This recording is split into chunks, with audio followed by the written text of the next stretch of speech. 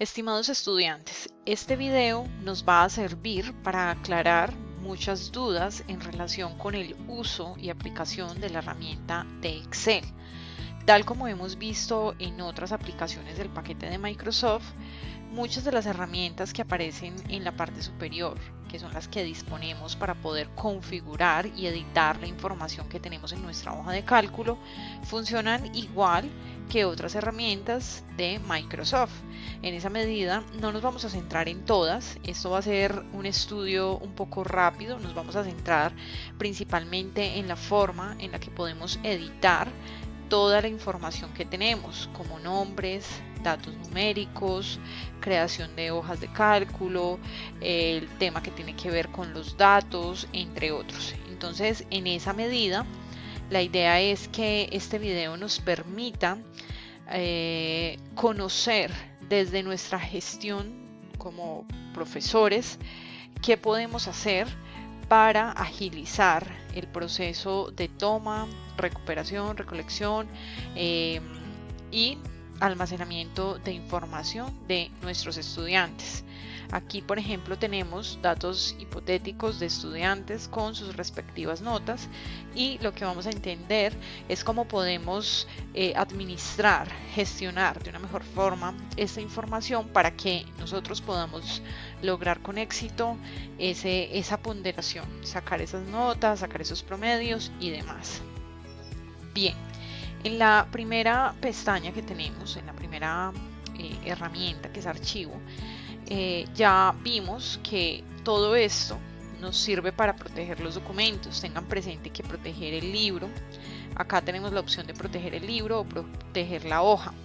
Un libro hace referencia a un documento que yo tenga como este, pero que está compuesto por varias hojas.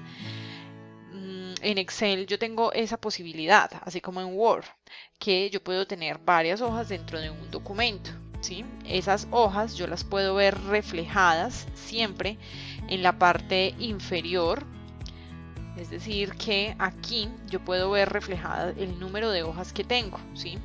Yo puedo agregar o disminuir el número de hojas, las hojas siempre se van a ver en este orden.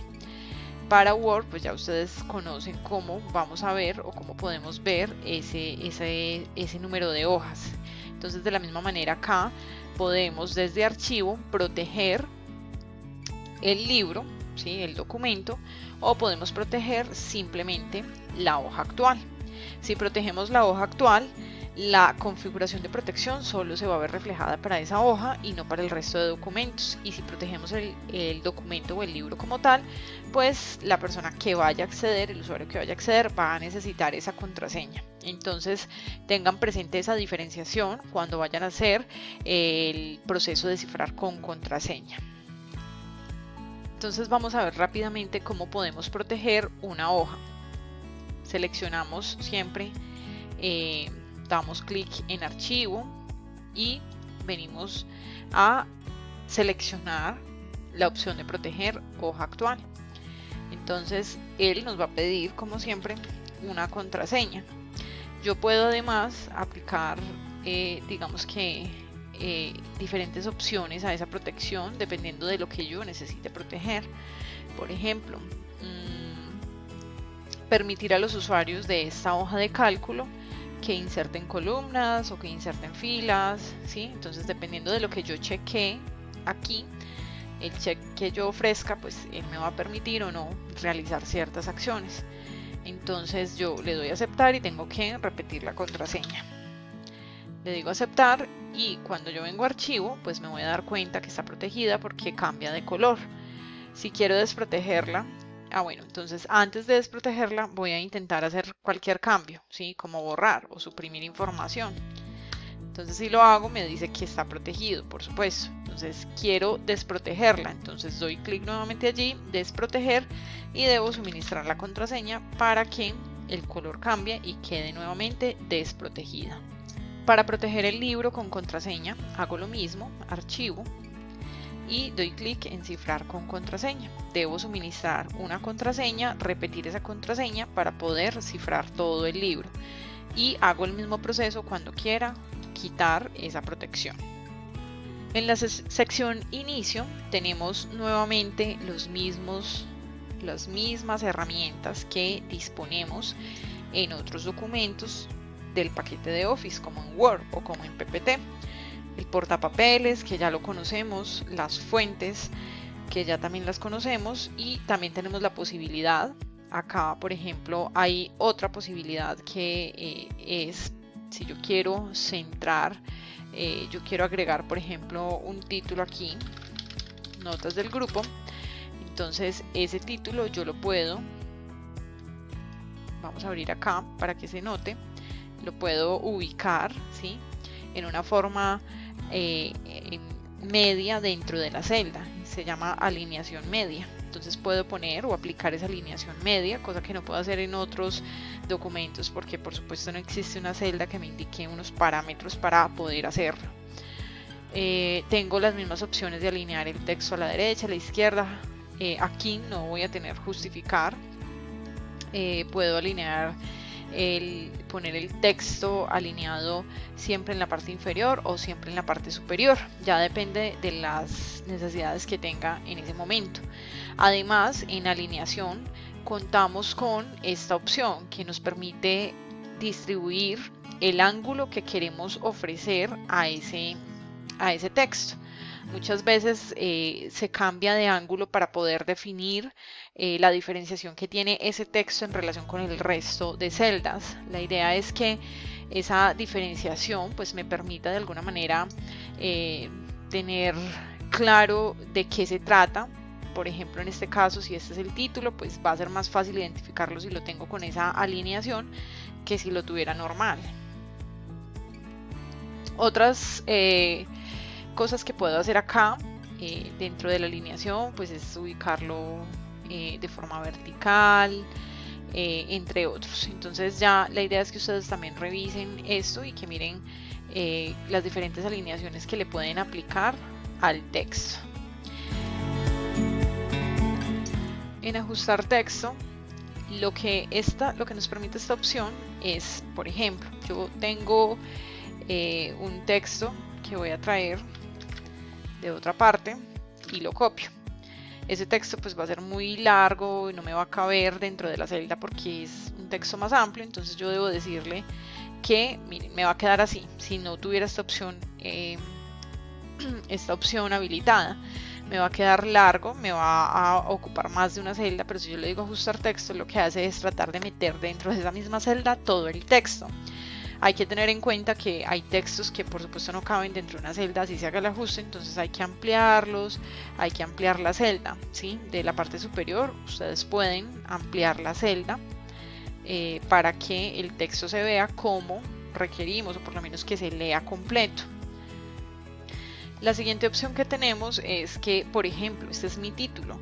Entonces yo quiero combinar esas celdas porque quiero que ese título permanezca en el centro y que se vea que es el título de todo el documento. Entonces para ello debo dar, si no le doy combinar, me va a aparecer solo en una celda. Si le doy combinar, pues ya me aparece en todas las celdas. Básicamente combinar significa que me arma una sola celda con varias celdas, ¿sí? La combinación no es muy recomendable si yo no quiero hacerla. Es mejor no hacer una combinación, sino más bien ampliar, como ya les expliqué, las celdas o ajustar el texto desde esta opción. Otra cosa que podemos hacer es que si yo quiero que esto me quede como una tabla, ¿sí? Que se vea como una tabla, entonces yo me puedo parar sobre una celda y puedo con comandos de teclado seleccionar o suprimir la tecla control y además la tecla más. Con eso puedo agregar celdas, por ejemplo, puedo acá agregar también columnas, control más y agrego columnas. Lo mismo hago si quiero eliminarlas, me paro sobre la celda y digo control, pero en este caso no es más sino menos y puedo suprimir esa celda, control más, control menos. Lo otro que puedo hacer es pararme sobre la celda, me voy a parar sobre esta, clic derecho y le digo eliminar, ¿sí? Y si quiero agregar, clic derecho y le digo insertar para que me agregue una celda. Lo mismo voy a hacer acá, insertar y me agrega una fila.